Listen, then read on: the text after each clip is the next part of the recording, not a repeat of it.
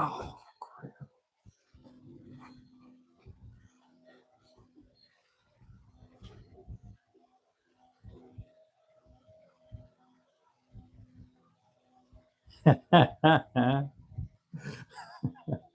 Yes, you are, sir. Yes, you are.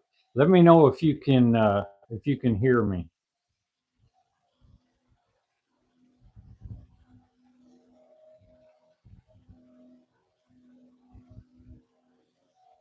Well, howdy to you.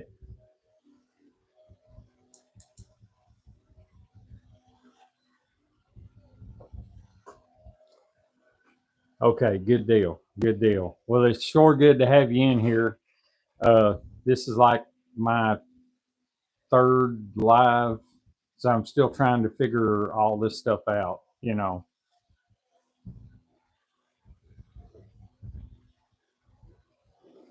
I did have you set up on this little thing, but that wasn't really doing the trick. So I got my big stand to get like more distance. So things behind me and around me could be seen a little bit.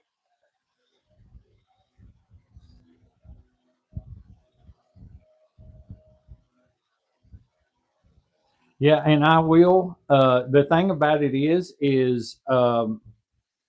like I said, I'm kind of new to all of this, and this was sort of like something I decided a half hour ago. We were kind of hashing out the idea for the evening, and then I finally just said, well, if you're going to be doing this, then I'm just going to go do this because I uploaded a video today and finally got it scheduled to come out. But, I just thought, well, why not do a live, try to get a little bit more of a setup going to see how things were going to turn out. I've still got a lot to learn about this, but in the same time, I'm just kind of, running with it for right now. The last two, I had my stuff run through an interface and talking into a mic, but my condenser mic sucks. It's got a lot of noise in the background. So,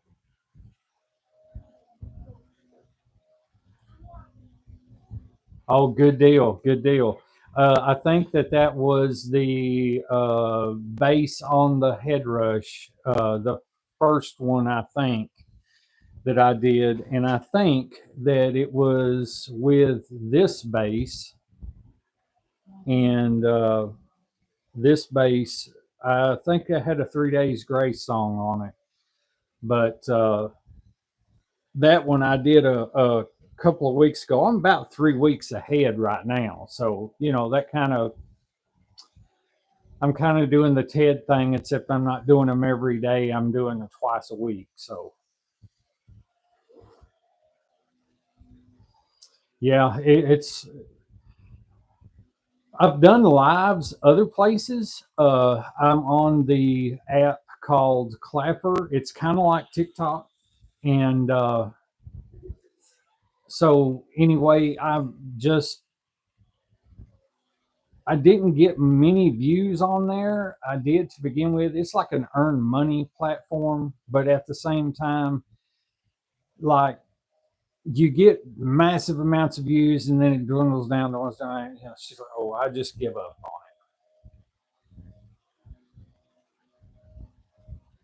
on it. No, not that good of a bass player. Not yet, anyway, but I'm working toward that.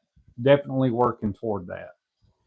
I'm having to. I've got my laptop set down here in front of me so I can see the comments because for some reason on on the phone it comments will show up and then go away almost immediately, and I miss a lot like that. But yeah, not I Primus is a weird uh Les Claypool is just like in a league all his own. He should have a genre called the Les Claypool genre because I don't know of anybody that plays like that dude does.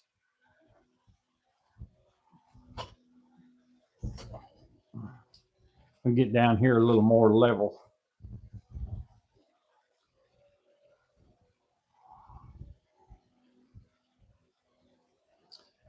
But yeah, I did that video on the head rush. I've got probably another 6 or 7 videos coming out. I've got one with this dude, the Vailton GP100, which is a very interesting little uh, multi effects processor. I hated this thing. I absolutely hated it when I got it. Didn't I? Of course, now backstory at the time, I've learned not to hate on things until you at least give them a second chance. I've learned that from the Cube Baby video. But I hated this thing because I had the only amp I had at the time was a Vox Valvetronics 25. And no pedal sounds good in that amp. It's got an onboard processor, all kinds of effects and stuff, yet it has tubes on the preamp side. And so the amp sounds good on its own. And when I got this and tried it, I was like, this thing is junk, and so I couldn't do stuff with it. And then I decided, you know what, I don't need that. I ended up giving it to my son actually, and he just put it up, never played it. And I got it back recently. Of course, the Cube Baby taught me a lesson. Maybe it wasn't the pedal, maybe it's just the amp didn't like it. And so I've done a 2-part series on that. Yeah, well, hey, I understand, man. Excuse me. I know I get behind on vids too. Poor old Ted, I just can't keep up. If I had every day to sit and I was able to watch, I use a Fender Micro Plus plugged into a Katana Mini. That's it. I have a couple of other pedals I never use. Yeah, I know. Well, my whole thing growing up was I had friends that play guitar, but I'm the only person in my family that has any kind of musical talent at all. I do have a cousin that picked up guitar about 5 years ago. He's getting reasonably good at it. But in my family, there was nobody at all that played guitar or any kind of instrument for that matter. So when I was young, I had a lot of friends. So you know what friends are? They're influences. And a lot of them's like, oh man, if you've not played through the Boss Metal Zone, you need to try it. If you've not played through the Ibanez TS9, you need to try it. And I've made comments about, pedals back then had to be brought in on a flatbed semi trailer because they were just so big and bulky. And now we've got 50 plus pedals or more on this thing. And that's like 6 by 8 inches. That's in my hand. That's what that looks like. So I kind of grew with the times, and I'm a tone chaser. Of course, I think all musicians are. I'm constantly looking for certain tones, certain sounds, and stuff, and I've done that for years. Yeah, yeah, and mine don't either. As a matter of fact, I don't know if you've seen it, but I have a DAW-less mixer recorder that I've been toying around with now for a couple, 3 weeks. Been doing pretty good with that. It's just, I've not had a lot of time to invest in it. So it's kind of, yeah, well, I mean, I traded a pocket knife to that thing.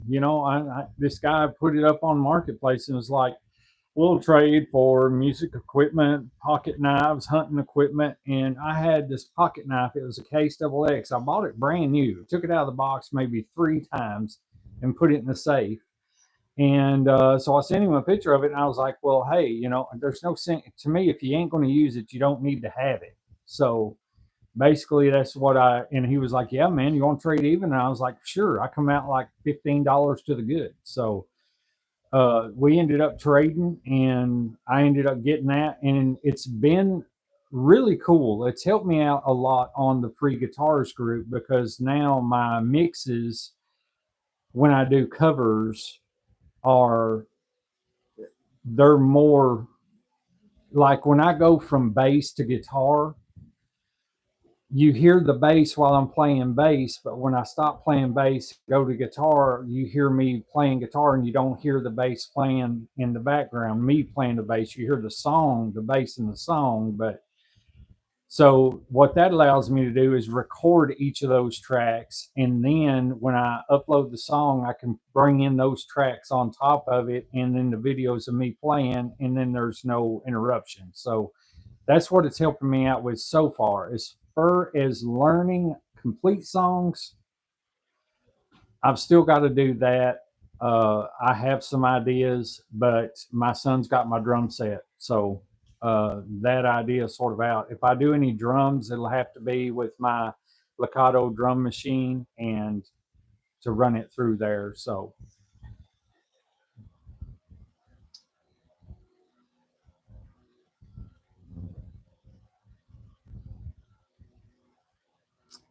hey, there's Keith. What's up, my guy? Yeah, well, a lot of us. Now, I'm not saying you're old. I'm not. I was born in '74, so by the time I was old enough to pick up a guitar, when I picked up guitar is basically when Van Halen come out with the song "Jump," and I heard Eddie Van Halen play a solo, and I was like, "That's what I want to do." So and that was in it was a blessing and a curse at the same time. I was kind of moving in and out with solos and tones and stuff like that. Got my first guitar and my first legitimate amplifier a little while later and plugged it in. And I'm like, why does this thing not sound like Eddie Van Halen? And then started the learning process. You know, you got to do this, this, this, and this. So I got quite accustomed to pedals, mixing boards, especially when I got into my late teens, early 20s, and started playing shows and stuff like that. You know, I got accustomed to all that. Good deal. I'm glad that you guys are hanging out in here. I was just kind of, done this on a whim. I've done my first live and got 5 new subscribers for my first live. I thought that was pretty cool. I'm not really doing all of this for subscribers. It's kind of a hobby. I guess y'all have heard me say that in my videos before. Fame and fortune, I really don't care much about. I just want to help the people out. Like back in the day, I had one person that was really knowledgeable at guitar that would help me out with the guitar. Uh, but I didn't, there was no internet. I had to drive 40 miles to get to the closest guitar tech to even have a guitar set up. I had to learn how to do all that stuff. And a lot of it I still don't know. So,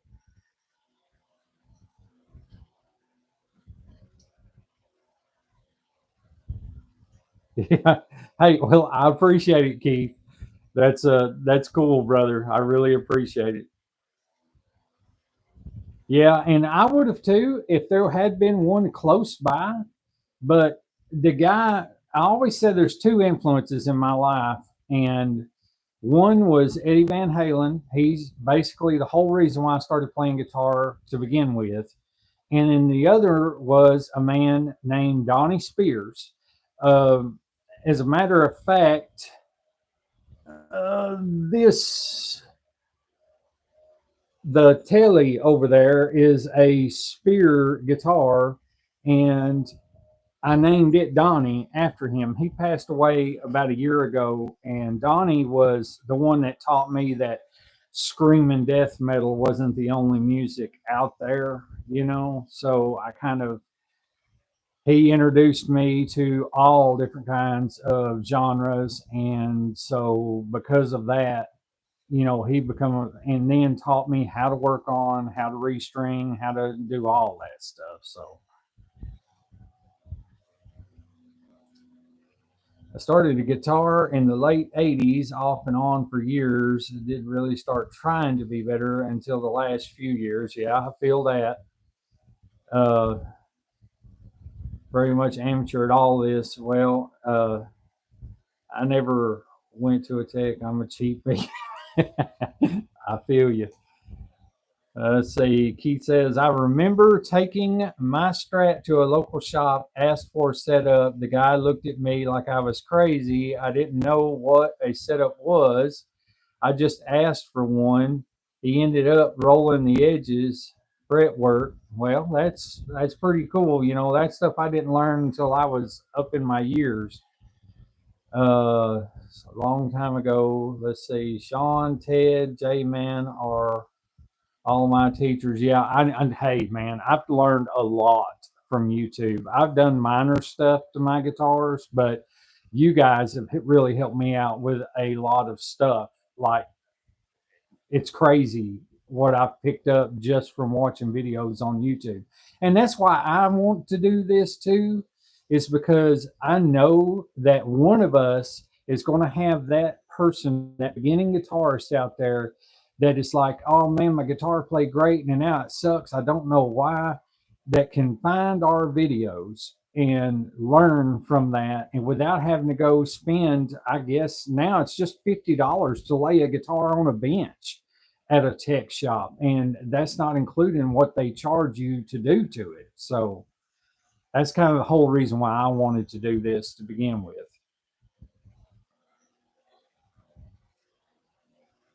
I use Brand's advice for installing pickups on my telly. Yeah, yeah.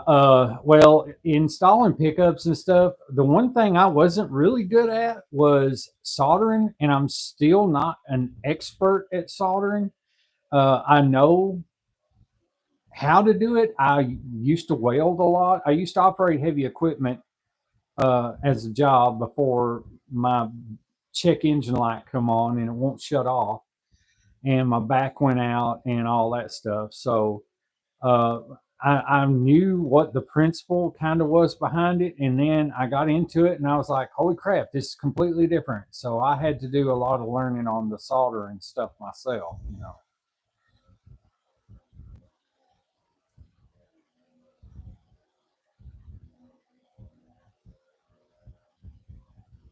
Oh well, see, I don't know. I don't know. I know when I bought this Carvin, this amp, and when I bought that, I bought it at a yard sale for $60. And the dude told me, he said, I don't even know if it works. And he charged me 75. And I was like, well, that's a little, steep, knowing that with it not working, I could probably sell it for $1,000. And he ended up letting me have it for 60. So I took the head. I knew the speakers were good because I powered up, but the caps were bad in it, the capacitors. So I took it over there, and they charged me $50 here where I live just to set it on the bench, and then another $150 for recaps, putting a new pigtail on the back. Pigtail meaning uh, the cord, and they they resoldered some broken solder joints, and the tubes were brand new. It didn't need tubes. It still don't need tubes, but and I regret when they do because those are like $150. But I can install those myself. So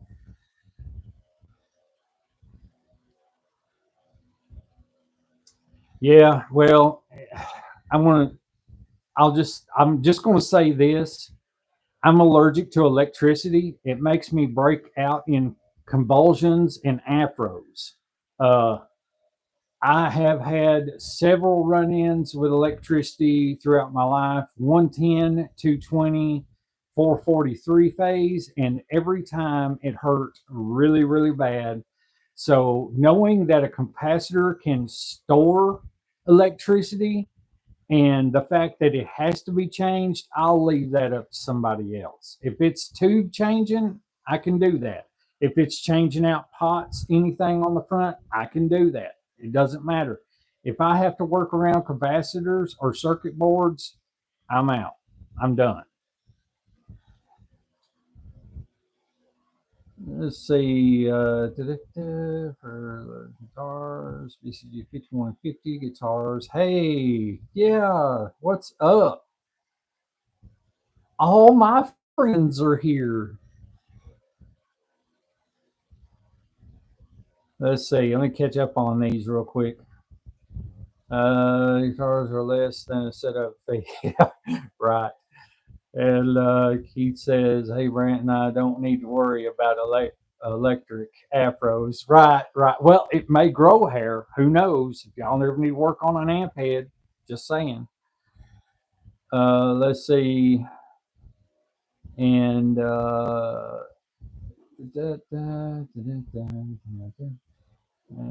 Chris, it's good to see you in here, brother. I appreciate you joining the live. I'm not really working on anything or playing anything right now. Trying to figure out. I need this mic. It sucks. I don't like it. It's a lot of noise in it and everything. Or I would run everything through the interface and play. But I thought I would just sit it out this time. Maybe in the future. Is that a camera on your hat? No, that is my lavalier mic. I had a smaller one that I used to clip here, but it was so cheap. I paid next to nothing for it, and the audio quality was terrible. So I got this one, and I wear it on my hat all the time. So I don't have to worry about my hands because you can't tell I talk with my hands. I knock it off or something like that. And I think I give like $40 for this one, and it come with two of these and one thing to go into the camera. I forgot how to wire a hot wire and a switch to a dishwasher and garage disposal today. It's been a while. Had to go to YouTube. Yeah, I feel you. I feel you.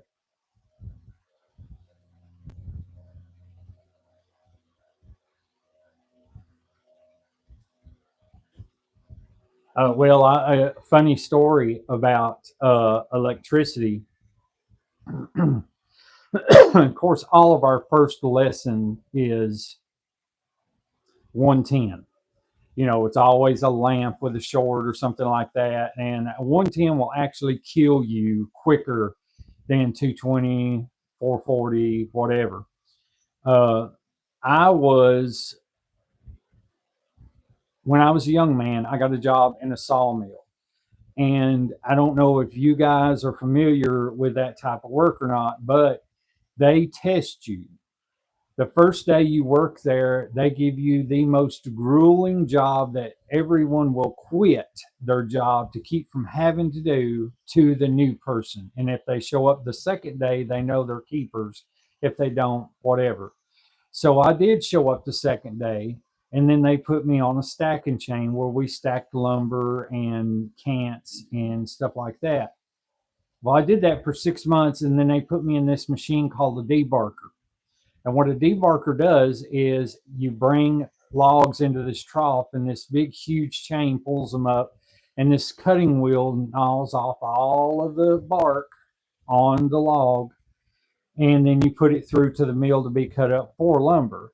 Well, the infeed chain broke one day, and this was also my first lesson in welding that I completely taught myself.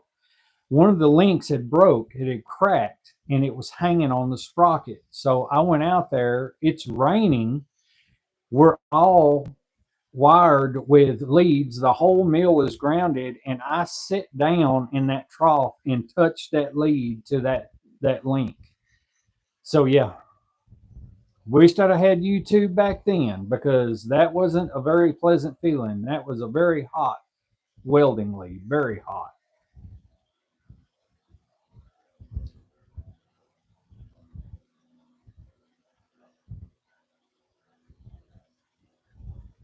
Yeah. Okay. Yeah. Next time I will. I'm fixing to start. I maybe start scheduling this a day out of the week, but I've got to communicate and see who's not doing what on what day, so I don't kind of overlap into somebody else's.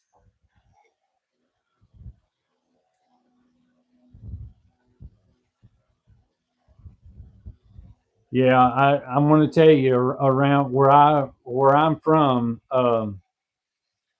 originally, where I'm from. You too, Brant. See you later, brother. Where I'm from, I don't know if any of you have ever heard of Honest Abe Log Homes, but that is originally where I'm from, and that was a mill that I worked at. It was a big, huge outfit that employed hundreds of people.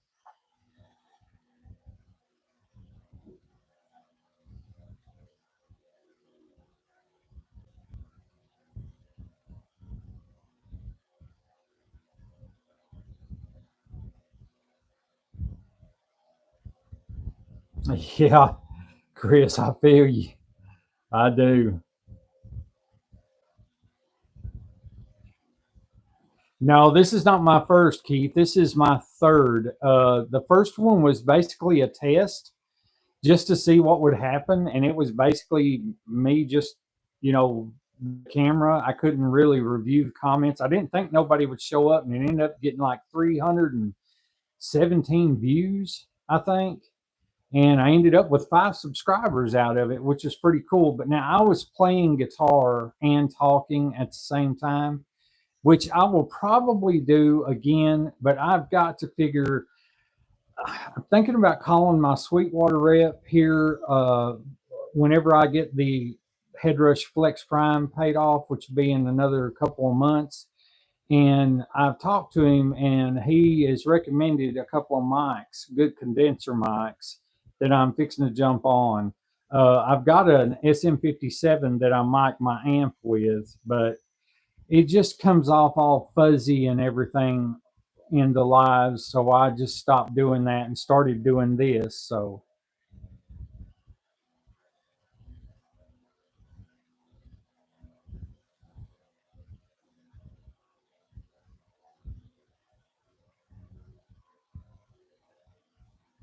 yeah, yeah, Chris, I'm telling you, I've been blowed off of 240 boxes, 443 phase. Had one of those to blow one time. Door blew open, hit me, knocked me plumb to the other side of the room, blinded me for like 30 seconds or so. It's like lightning going off in front of you. And same thing happened with the 240 box, but my hand was on the lockout and it cooked all the hair off my arms. It was just a flash. It didn't really catch fire to me or nothing, but it singed every hair on my arm. And but the most painful ones I think I've had have just been basically 110. So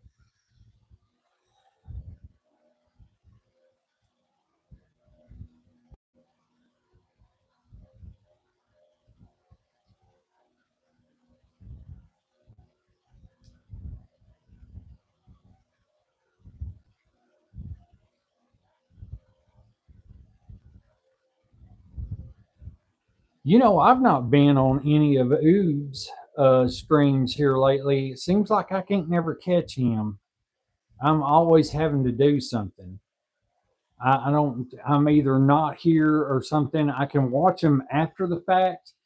Uh, I'd love to have that dude living near me to help me figure out some things, but I would have to have a lot better equipment to do so.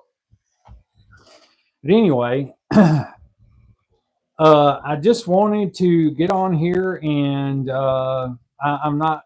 I'm not. Well, I'm going to be on for a little bit longer, but I wanted to let you know that I've got some videos coming up. If you guys, I know you guys watch my videos and stuff, and as well as I watch y'all, because we got a great community, and I love that here. I absolutely loved it. I don't care if I never get above 120 subscribers. I don't care, and I'm at 119 as long as our community is just amazing. I love it. Today I put up some more Headrush content. Wanted to show people the. Yes, it is. Yes, it is, Keith. Uh, I wanted to show people some of the more versatile things with a Headrush Flex Prime. And so the video that come up today that I have out is one where I'm playing my old buddy Thumper. And Thumper is that Flex Prime just does everything. And it has some of the most amazing tones and effects for bass and guitar. So I put up one today with Thumper going straight through that into the interface. And I have this little thing. I was showing this to Brant earlier. This one has been on the back burner for a long time. This video is probably not going to come out for another couple of weeks. The Veilton GP100. Very cool little processing unit. I wanted to hate this when I first got it because the amp that I had at the time just did not like pedals at all. It had its own onboard processor, and it wouldn't matter if I plugged that Headrush into it, it would suck. And I got 2-part video of this coming up, and let's see. I don't know what else. Basically, just oh yeah, and I have a video with my Breedlove acoustic coming up. Actually, the strings on that acoustic are 7 months old. 7 months. The frets look terrible. It was time. I put it on the bench. That'll be coming up in a couple of weeks. I can't even really remember what I've got coming out right now in just the next few videos that I can think of right off the top of my head.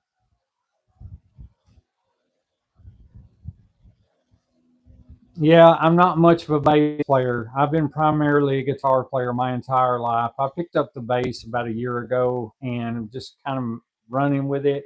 Never did think that I would love it as much as I do, but I do.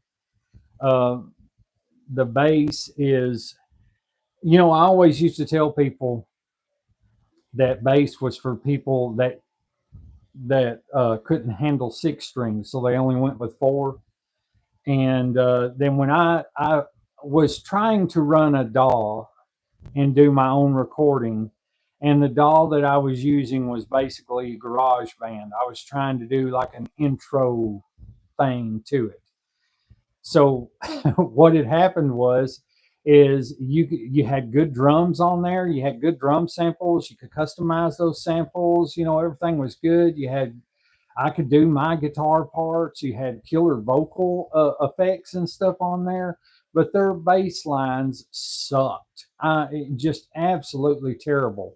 So I decided to buy a bass. I was like, well, I know what I want in bass. They don't. So I got a bass, and then I was like, holy crap, this thing is nowhere near what I thought it was. So I have huge respect for bass players now because I'm falling in love with that instrument. So uh, and that along with I'll tell that story just here in a second. Let's see. I keep wanting to get a bass amp. Fender Rumble 100. That's what I have. A Fender Rumble 100. Oh, and now I love the Fender Rumble 100. I really do. But if you're looking for Ampeg kind of tone or an IR, Leo James, and I have this video coming up too.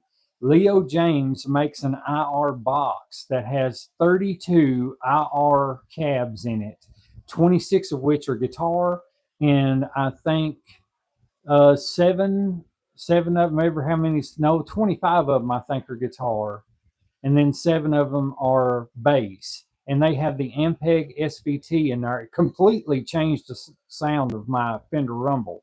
And you don't have to have a 100-watt. They have Fender Rumbles that are like 15s, 50-watt, 75-watt, different ones. And my 100-watt weighs 26 pounds. I can't tell you how much I love that. And for it to have the sound that it does is awesome. I love it.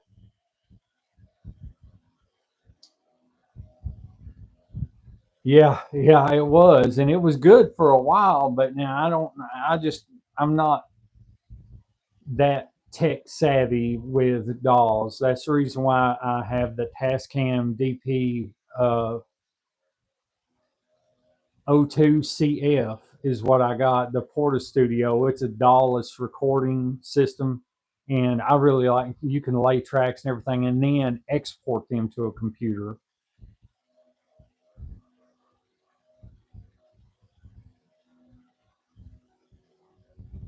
Yeah, well, the Boss is not bad.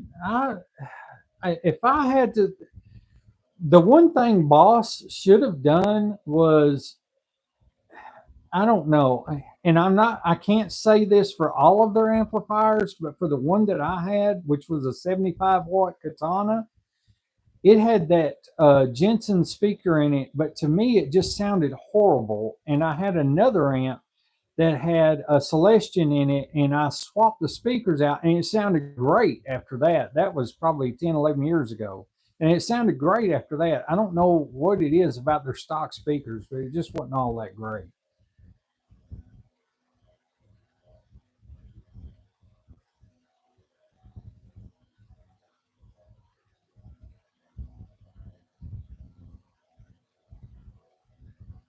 Let's see. Thanks, Chris. That is definitely a good idea. You see, those task cams are so cool but expensive. That's funny because I give like nothing for mine. They also look more complicated to use than a doll, but I don't know. Well, see, mine was made probably about 15 years ago, but it was like brand new. The dude like had it in a box and just never used it or something. I swapped a Case Double X brand new knife that I bought like 4 years ago in the box.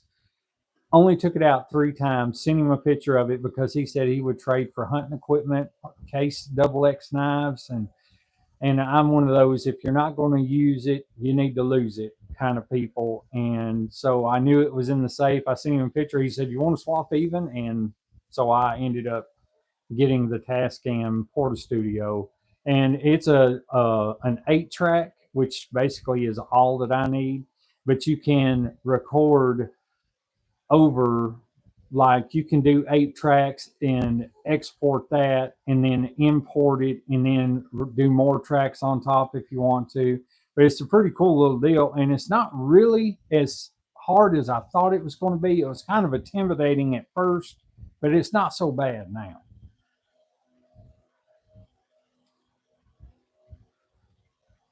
A Waza, yeah, I've never heard of that.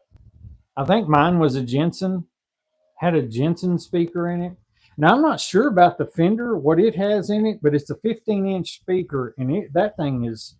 I tell you what, this thing right here, this bass sounds amazing through that Fender Rumble without any IR box at all. I mean, just the Rumble by itself.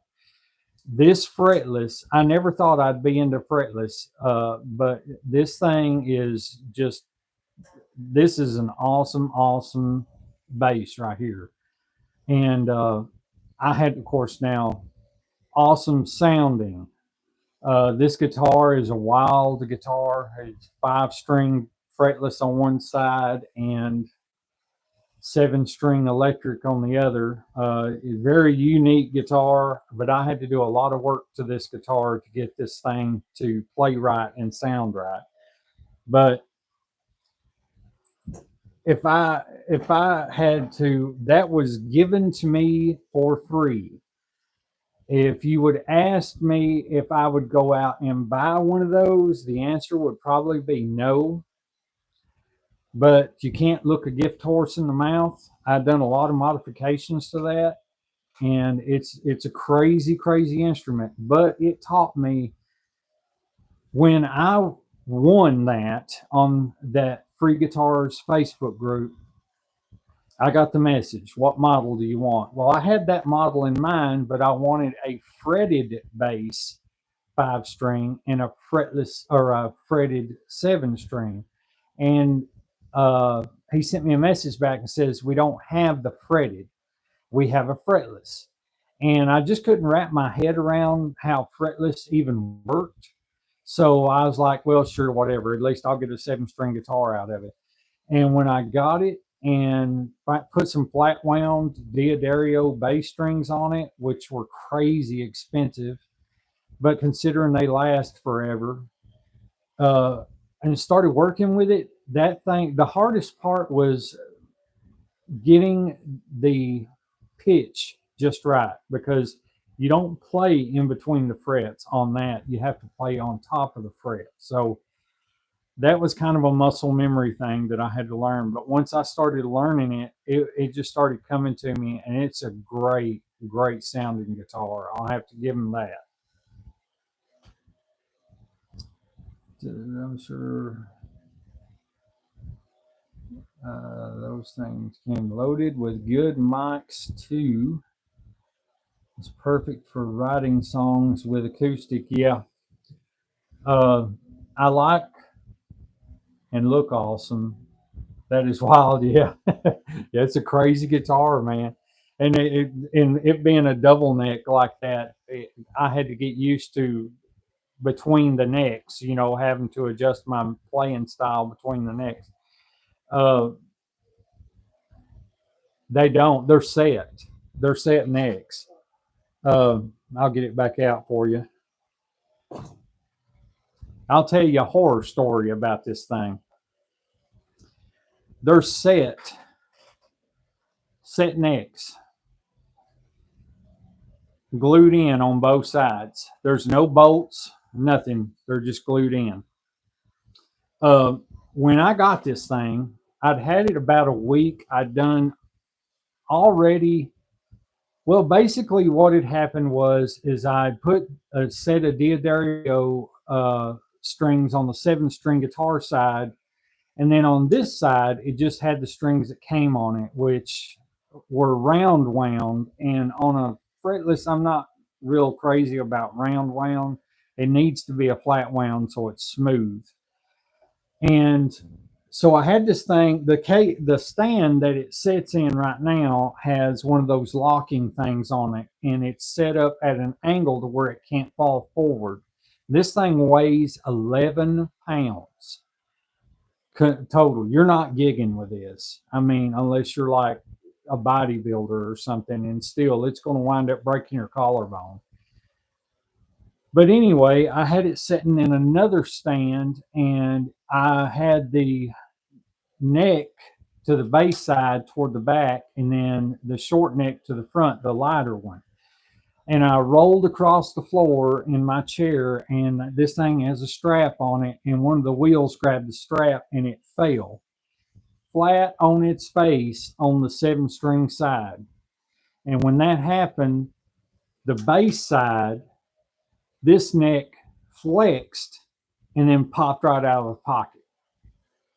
So immediately I was freaking out, thinking, great, because I don't know if I've told you guys this or if you've seen the videos, but I don't never win anything except for a chance to try again. That's me. I enter every contest imaginable. I always have to just deal with the fact that I'm not winning it at all.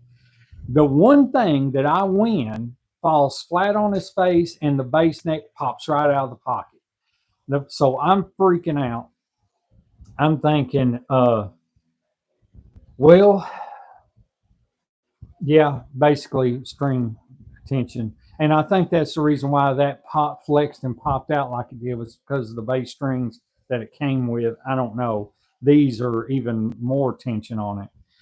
But when I looked at it and inspected it, it did absolutely nothing to the 7 string side. Not a mark, not one single mark. It fell just as flat as it could fall. But on the bass side, when I picked up the bass neck, and I was like, great. Well, I guess I'm just going to have a 7 string guitar now and no bass at all.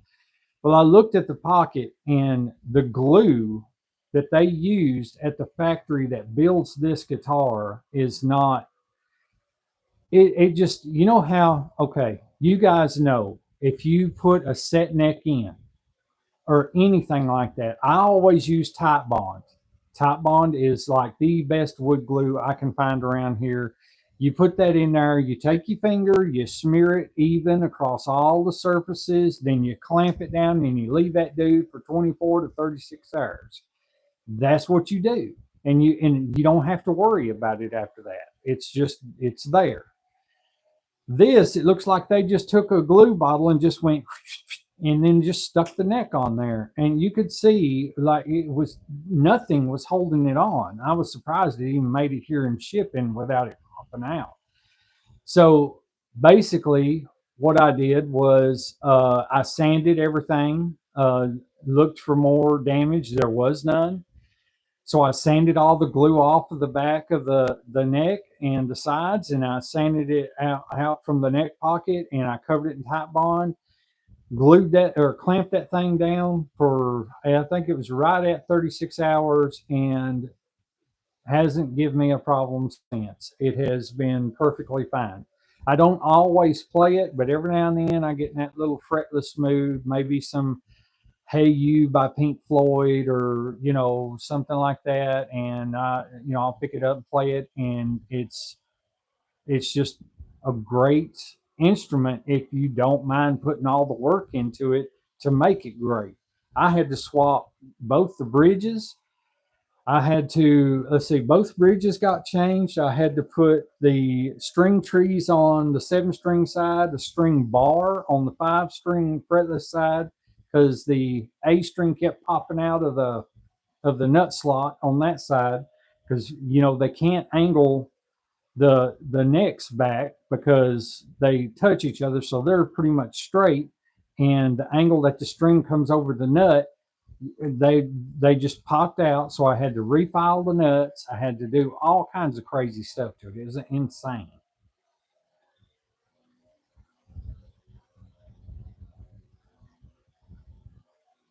Yeah, yeah. I feel you on the Gibsons. Yeah.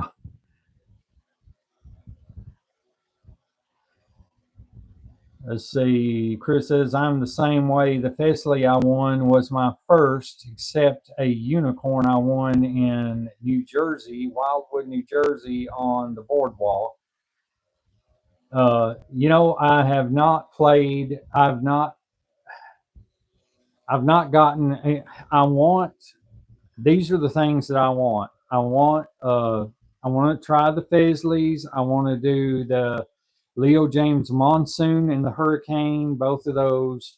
Um, there's several more that I would like to try budget wise that I see a lot of good things on, but most of the time, if I win those instead of buying them, pretty much you can know that it's going to be a headache, pretty much.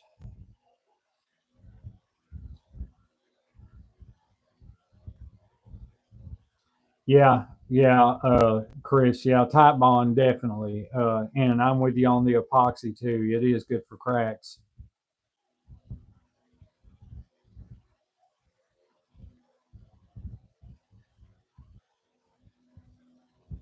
Yeah, I'd like to win a PRS. That is faux show. Yeah, well, you know what? I named it. I named this one. I started. I was going to call it Chaos because when you look at it, I mean, it just looks like chaos. I mean, that basically that's what it looks like. But after that happened to it, I just called it Crip, you know, for cripple and everything. But it has its little imperfections and stuff, but it doesn't really affect the playability. It's just you can probably see my thumb, how my thumb hits the back of the 7 string. On the bass side, it doesn't bother me too bad, but on the 7 string side, when you go to the 7 string side and you're trying to play leads, and stuff, and you can't turn your hand like this because your wrist and the back of your thumb knuckle hit against that bass neck. And I'm not, of course, I'm not much of a shredder, no way. I don't. I used to be a lot better at guitar than what I am now. Uh, but I have peripheral neuropathy in my feet and in my left hand. It's taken away some of the speed that I used to have.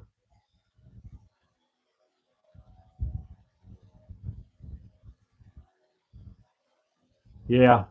EC 100 LTD. Oh, EC 1000. Yes, sir. Yes, sir. Yeah, name it Lucky. Yeah. Yeah, I got a three-legged dog with one eye and an ear chewed off. Name it Lucky. Yeah. I have an EC 256 and I love that thing. As a matter of fact, it's hanging on the wall right behind me, right there. And then I have my EC 50, and I love that thing. It's my drop C guitar, and it has the EMG passes. And the EC 256 is my standard tuning guitar, and it I don't know what it has as far as pickups, but they sound great. It's got a coil split, and I love that guitar. It's awesome, especially for like bluesy type stuff. And but now don't let it fool you. It'll get down and play some of that metal too. It's amazing. But yeah, that's this was the whole uh reason why I decided to start this channel, this one double neck guitar, was because it's when I got into that group and I knew what they were giving away, I thought, I could probably do a YouTube channel. I bet there's a lot of people out there in the world that has never seen a guitar like that. And it took, basically the rules are this: you have to post cover songs showing your face playing your own guitar, and then they enter you randomly to win along the way. So basically, when I started, there was 13,000 people in the group, and so I won that one, and which was really cool. And then the rule was you had to post 5 songs playing that instrument. Well, it took me, I posted 85 songs, no, 65 songs before they picked me. And then I've posted about 80 to 85 since then. And of course, they're never going to pick me again because now there's 120 something thousand people in that group. They'll never send me another one. But and I'm fine with that. I just like having a platform that I can share music on, and get tips and pointers and stuff like that, because and to help people, because there's a lot of people. I've made some really good friends on that group.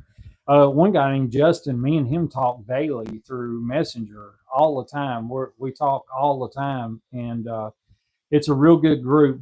It's kid friendly, and just uh, nobody bashes anybody for their playing. Everybody's so supportive. Like I said, I've posted. I think I've got 100 and well over 100 songs on there now, and I don't think I've ever got one bad comment, not one. So that's saying something.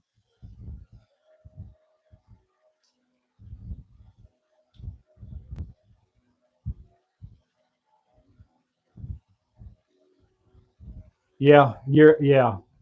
My son, let me get that down real quick.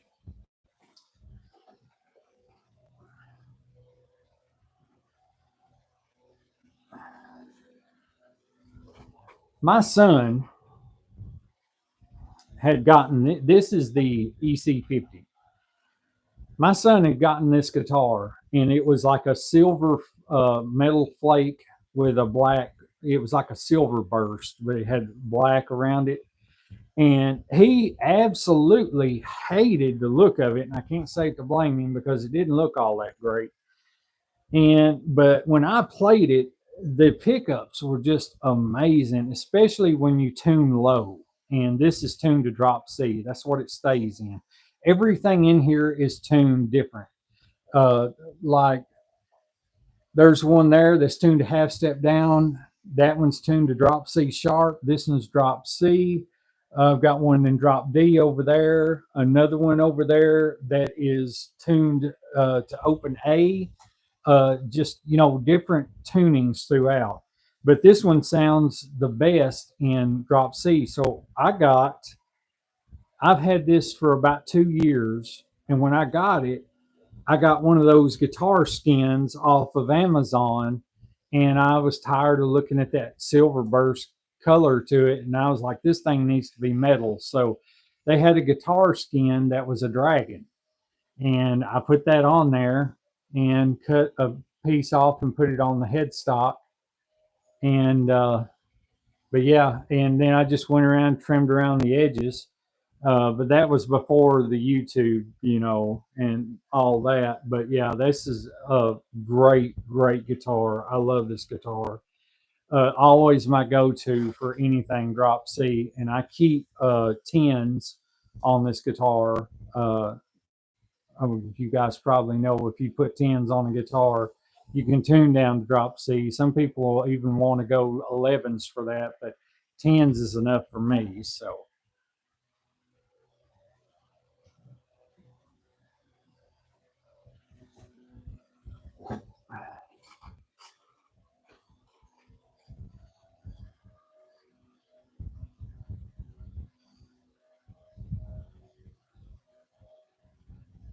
Yeah, all mine are standard tuning. Yeah, well, let me give you a tip. Let me give you guys a pointer. I don't know if your wives are like mine, but we'll assume that they are. I started about 11 years ago.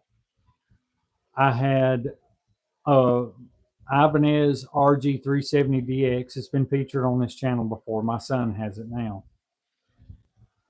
That was the only guitar I had. I had that in a Line 6 Spider 4 75 watt with the pedal board that you can buy with them. And I spotted another guitar that was Ibanez, and I bought that one. And then I spotted another one, and I bought that one. I had a Yamaha Strat style guitar. I had that one, bought it cheap. And then one day my wife comes back into the room and says, "Why do you need so many guitars?" And I said, "Well, they're all tuned different. I have one tuned to drop C. I have one tuned to so and so, and such and such, and everything." So she says, "Why can't you tune one to whatever you want to do it?" And I said, "Well, if you're tuning, you're not playing. And this way, I don't have to worry about all the adjustments from dropping the tuning way down, the truss rod and all that, or way up, and I can just reach and grab." She goes, "So it boils down to you being lazy." I said, "Not necessarily." So that's how I got away with, getting a bunch of guitars. Yeah, Ted's awesome. I think a lot of Ted.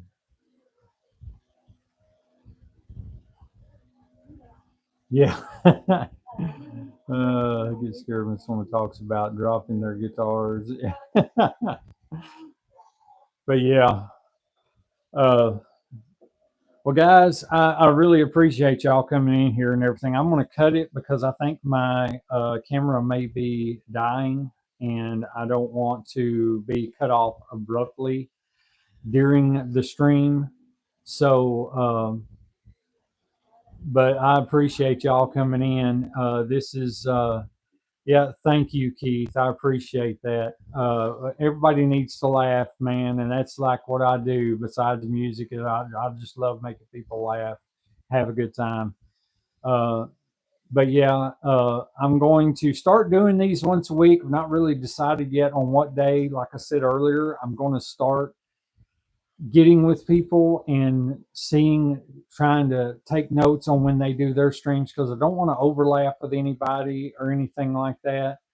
Uh, and I'm going to start trying to do them at least once a week. Going to This is just kind of a feeler because I couldn't think of anybody that done theirs on Wednesday nights. So I thought, well, I'll just get a, or not Wednesday, but Thursday night. So I thought I would just come on um, and do a live stream and hang out with you guys for a little bit. So uh, it means a ton to me that you guys had come in and hang out with me. You don't know, like I said earlier, this is the greatest community on YouTube. The support is just amazing with our community, and I really enjoy it, and know that if I do not comment on your videos, it's because I didn't have the time or something's been going on. I have a lot going on in my life around here, health issues. A lot of you don't know it, but I have a special needs daughter. She has a lot of appointments from time to time that I have to take her to. Uh, so there's just a lot going on, but do know that late at night when I'm winding down, I'm watching y'all's videos and they're awesome. They're stellar. So, yeah, guys, thanks again for coming in. I really appreciate it, and hope to see you on the next one.